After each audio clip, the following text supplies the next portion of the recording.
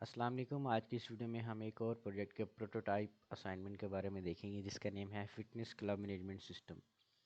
इसमें हमने एक लॉगिन इंटरफेस क्रिएट करना है जिसके अंदर कुछ वैलिडेशन हमने लगानी है। टीचर ने हमें कहा हुआ है कि मेक सम रिस्ट्रिक्शन और validation check on all fields, जैसे कि यूज़र नेम हमारा मस्ट होना चाहिए और पासवर्ड हमारा जो है वो स्पेशल कैरेक्टर से बिल्ड होके आना चाहिए। Further more display your password as, ये स्टैटिक फॉर्म में हमारा होना चाहिए। और बटन्स जो हैं वो सारे प्रॉपरली वर्क करने चाहिए। रीसेट बटन पे रिकॉर्ड हमारा रीसेट हो जाए और एग्ज़िट बटन पे हमारी जो विंडो है वो एग्ज़िट हो जाए। इसके बाद जो स्टॉक है और सेल है, ये बटन हमारे पास कब इनेबल होने चाहिए, जब हमारा यूज़र लॉगिन करे। तो यहाँ पे हमने एक आपको जिप फाइल दी होगी। अब इसमें डेटाबेस को वो कहते हैं आपने इंक्लूड करवाना है। डेटाबेस को हमने इंक्लूड करवाना है या तो SQLite या फिर MySQL डेटाबेस हमने यहाँ पे लगाना है। आप चाहें तो बिल्ट इन डेटाबेस भी देख सकते हैं। ठीक है, जो मैंने जिप फाइल दी थी आपने इसको एक्सट्रैक्ट करना है और उसी फाइल को आपने किसी कोड एडिटर के अंदर जाके ओपन कर लेना है। तो अभी ये फाइल हमारे कोड एडिटर के अंदर होगी और हम इसको ओपन करेंगे।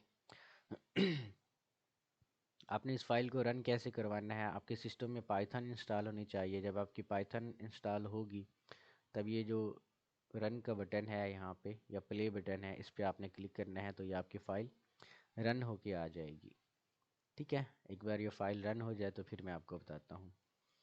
अब इस वाले प्रोटोटाइप के अंदर ये जो मैंने ओपन किया हुआ है, क्योंकि हमारे पास 3-4 स्टूडेंट्स थे तो हर किसी के लिए अलग बनाना मुश्किल काम होता है, लेकिन फिर भी हमने अलग तरह से क्रिएट किया है इसको।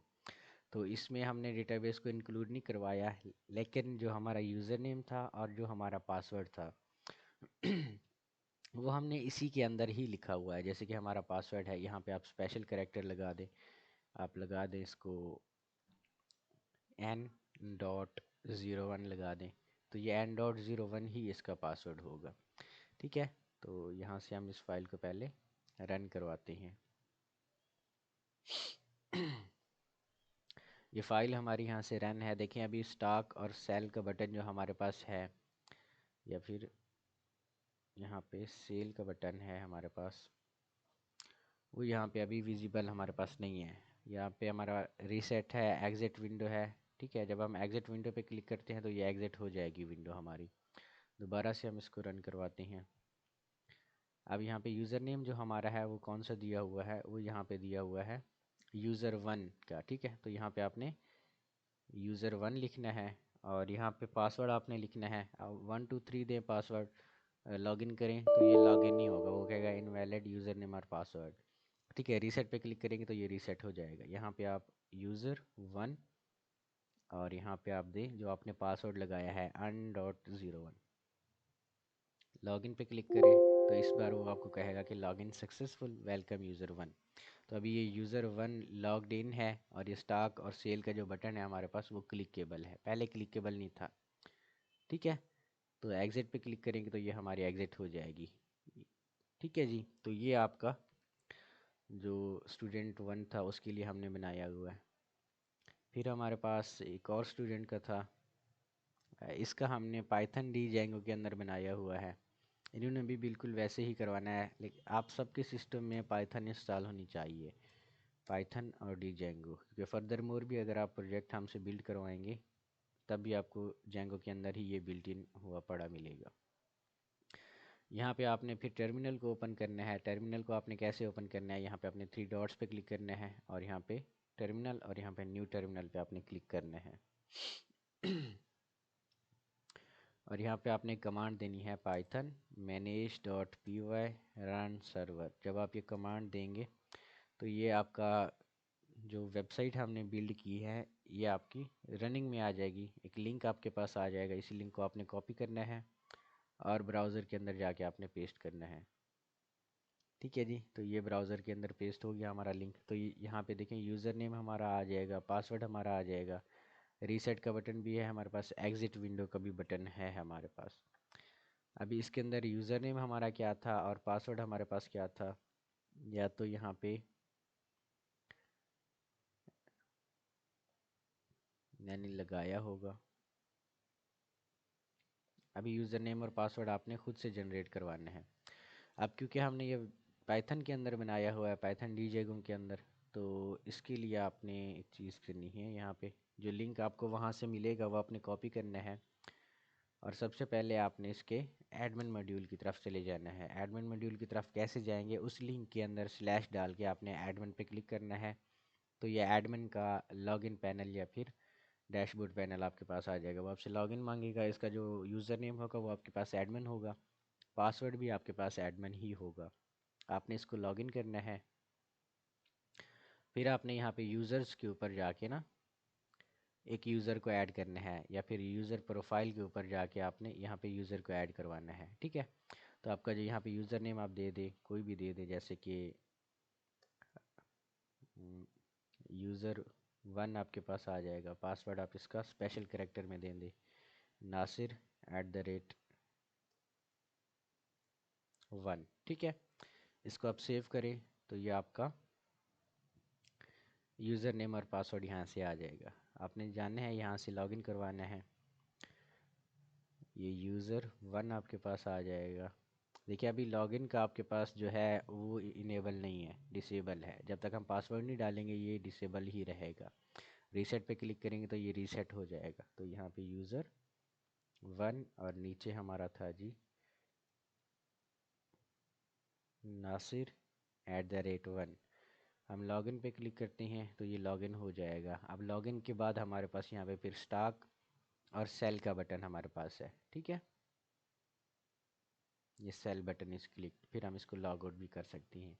ये कंप्लीट एक वेब एप्लीकेशन की तरह काम कर रहा है। ठीक है जी।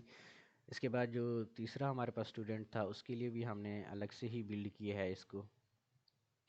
तो ये था हमारे पास, यहाँ पे भी आपने जिप फाइल को एक्सट्रैक्ट करवाना है। अब इसके अंदर जो हमने डेटाबेस को यूज़ किया हुआ है वो है MySQLi डेटाबेस। ठीक है, MySQLi डेटाबेस के अंदर हमने यूज़र नेम और पासवर्ड को स्टोर करवाया हुआ है। ठीक है, इसको भी बिल्कुल वैसे ही आपने रन करवाना है जिस तरह पहले आपने रन करवाया था। यहाँ से रन वाले बटन पे क्लिक करके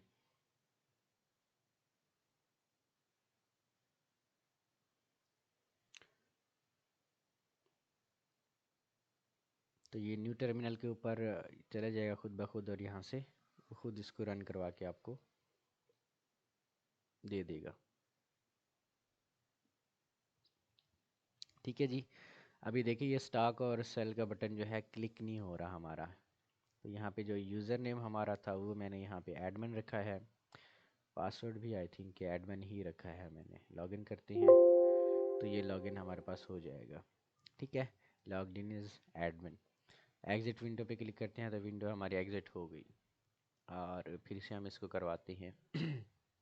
ये हमारा एडमिन, ये भी हमारा एडमिन। ये रीसेट भी यहाँ से हम कर सकते हैं। जैसे ही लॉगिन करेंगे तो ये स्टॉक और सेल का बटन हमारे पास क्लिकेबल हो जाएगा। ठीक है जी, ये थर्ड स्टूडेंट के लिए हमारे पास था। अब हमारे पास फोर्थ स्टूडेंट के लिए भी हमने ये किया हुआ है। उसके लिए जो हमने डेटाबेस को कनेक्ट किया हुआ है वो हमारा MySQL डेटाबेस था। ठीक है, MySQL डेटाबेस के अंदर आपने डेटाबेस की एक फ़ाइल को इंपोर्ट करवाना है। आपके पास XAMPP सर्वर होना चाहिए। आपने दोनों को रन करवाना है, अपाची को, MySQL को। मैं एक वीडियो आपको दे दूंगा लिंक उसका कि आपने कैसे इसको रन करवाना है। फिर आपने डेटाबेस को क्या करवाना है, लिंक करवाना है। ठीक है, आपने फिटनेस अंडरस्कोर क्लब के नेम से अंडरस्कोर DB के नेम से एक डेटाबेस बनाना है, और यही फ़ाइल आपने इंपोर्ट करवानी है। यहाँ पे आई थिंक कि मेरे पास पहले से ही बनी पड़ी होगी तो मैं यहाँ से आपको दिखाता हूँ। ठीक है, तो यहाँ से आपका सबसे पहले रन करवा लेते हैं। ये app.py जो है यहाँ पे आपने इसको रन पाइथन फाइल पे जाके रन करवाना है। तो यहाँ पे आपका फिटनेस क्लब अंडरस्कोर DB के नेम से एक पड़ा होगा डेटाबेस।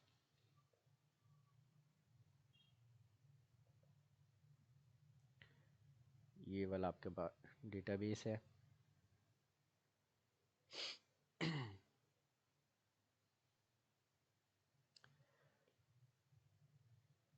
फिटनेस, ये वाला।